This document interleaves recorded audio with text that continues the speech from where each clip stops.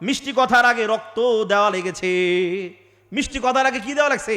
রক্ত দিতে হয়েছে। এটাই বাস্তবতা, এটাই বাস্তবতা। এই জন্য আমি বলেছি ওয়াজ করবেন হুজুররা, কিন্তু ঠিক আছে, আমি যে কথাটা বলতে চাই, আমার ঈমান, এই ঈমান নামক জায়গায় যেন কোন শয়তান এসে উৎ পেতে না বসতে পারে, আমার ঈমান যেন কেউ চুরি করতে না পারে।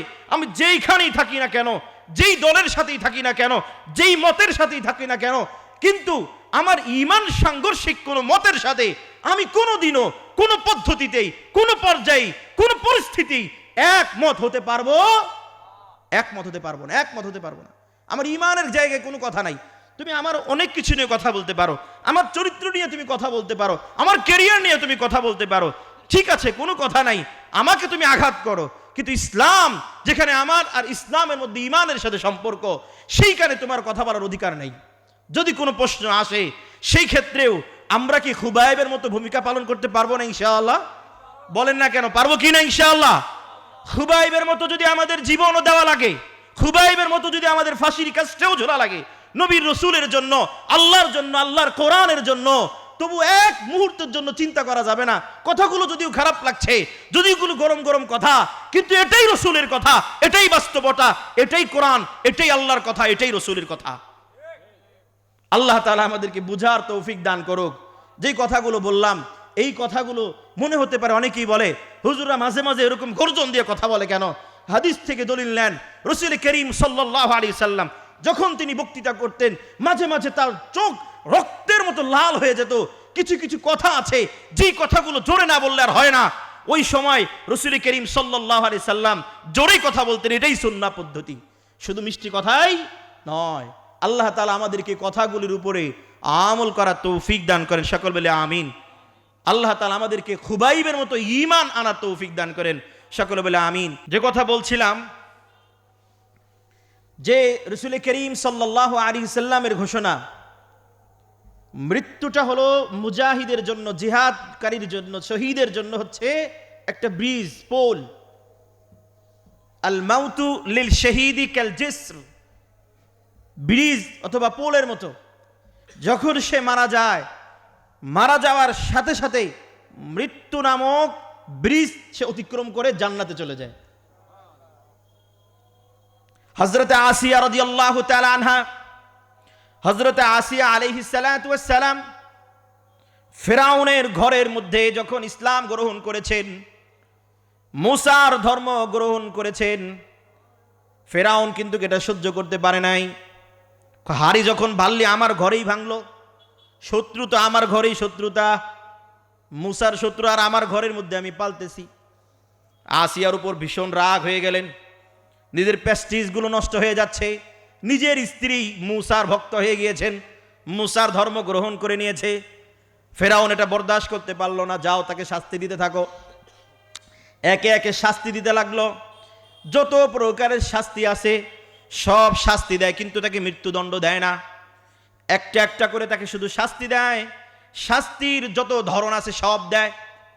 একটা পর্যায়ে গিয়ে তাকে শাস্তি দেওয়া হলো, পাহাড়ের মধ্যে তাকে শোয়ানো হলো, পাহাড়ের মধ্যে তাকে দাঁড় করানো হলো, দাঁড় করিয়ে তার হাতের মধ্যে প্যারাক মারা হলো।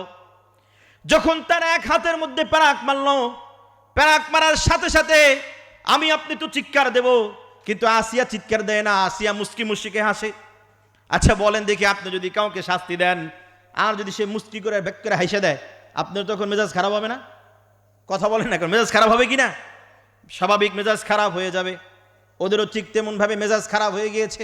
ও মিয়া, তোমার হাতের মধ্যে প্যারাক মারি তুমি চিৎকার দিবা, তুমি হাসো কেন? তখন আবার হাসে। আর একটা হাতের মধ্যে যখন প্যারাক মারছে তখন আরো বেশি হাসে। কেন হাসে? তখন তাকে জিজ্ঞেস করা হলো। তখন আসিয়া আলাইহিস সালাতু ওয়াস সালাম উত্তর দেন, ও কাফের মুশরিক বেঈমানেরা, শোনো, যখন তোমরা আমাকে শাস্তির পাওয়ার বাড়াও, আমার শাস্তি যত বেশি বাড়াও, আমি তত বেশি আল্লাহর নাজ ও নেয়ামত দেখতে থাকি। তুমি আমাকে শাস্তি বাড়ায় দিছো, আল্লাহ দেখতে পাই আমার জন্য জান্নাতের মধ্যে একটা দরজা খুলে দিয়েছেন, আমি তখন ওইটা দেখতে থাকি। ওইটা দেখলে আমার কষ্ট অনুভব হয় না। আরে যখন জান্নাতের স্বাদ ও নিয়ামত আমি ভোগ করতে থাকি, দেখতে থাকি, তখন ওই কষ্ট আমার কষ্ট মনে হয় না। যখন তুমি আমাকে আরো শাস্তি দাও, আমার শাস্তির মাত্রা আরো বাড়াও। আল্লাহ জান্নাতের মধ্যে আরো দরজা খুলে দেন, সুবহানাল্লাহ। আল্লাহ আমার জন্য আরো দরজা খুলে দেন, এই জন্য তোমার শাস্তি আমার কাছে শাস্তি মনে হয় না। এটাই স্বাভাবিক, এটাই স্বাভাবিক। আপনি আলেম ওলামাদেরকে কষ্ট দিবেন, আপনি ওলামা হযরতকে কষ্ট দিবেন, এরে তারা কষ্ট পাবে, এটা হতে পারে না।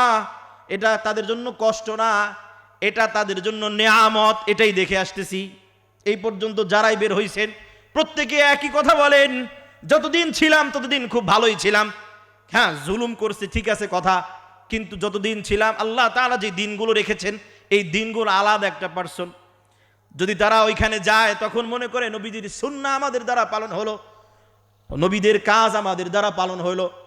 এই জন্য এই যে আমাদের সামনে যে ঘটনাটা আমি বর্ণনা করলাম, হযরত খুবাইব রাদিয়াল্লাহু তাআলা আনহু, এই খুবাইব রাদিয়াল্লাহু তাআলা আনহু ইসলামের জন্য সর্বশেষ তিনি তার জীবনকে ত্যাগ করেছেন, জীবন দিয়ে দিয়েছেন। এক মুহূর্তের জন্য রাসূলের অপমান বরদাস্ত করতে পারে নাই। পেরেছে বলেন? না, না পারে নাই। খুবাইব রাদিয়াল্লাহু তাআলা আনহু সর্বশেষ জীবন পর্যন্ত দিয়ে দিয়েছেন।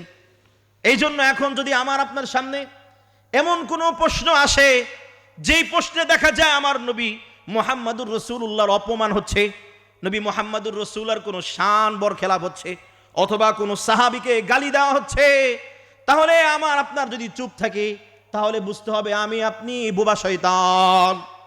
কথা বলেন না কেন? আমি আপনি বোবা শয়তান, আমি আপনি সুবিধাবাদী। মনে করো ওইখানে যে ওয়াজ করব, শুধু কবরের নিচের কথা, মাটির নিচের কথা বলবো, মাটির উপরের কথা বলা যাবে না, তাহলে বোঝা যাবে আপনি বোবা শয়তান। হ্যাঁ, আপনি নিচের কথাও বলেন, উপরের কথাও আপনাকে বলতে হবে। উপরের কথাও শুধুমাত্র হিকমত দিয়া, শুধুমাত্র মজা মজা মিষ্টি মিষ্টি কথা বলে ইসলাম প্রচার হয় নাই। এটা মাত্র একজন খুবাইবের কথা বললাম, এরকম হাজার ও সোয়া লক্ষ খুবাইবের ঘটনা আছে, এগুলো বলে শেষ করা যাবে না, যাদের প্রত্যেকটা জিন্দেগি হলো রক্ত জর্জরিত, রক্তের সাথে মিশ্রিত, তরবারি আর তীরের সাথে তাদের ইতিহাস। এমনি এমনি শুধু মিষ্টি মিষ্টি কথা বলেই ইসলাম আমাদের দেশ পর্যন্ত আসে নাই। হ্যাঁ, মিষ্টি কথা ছিল,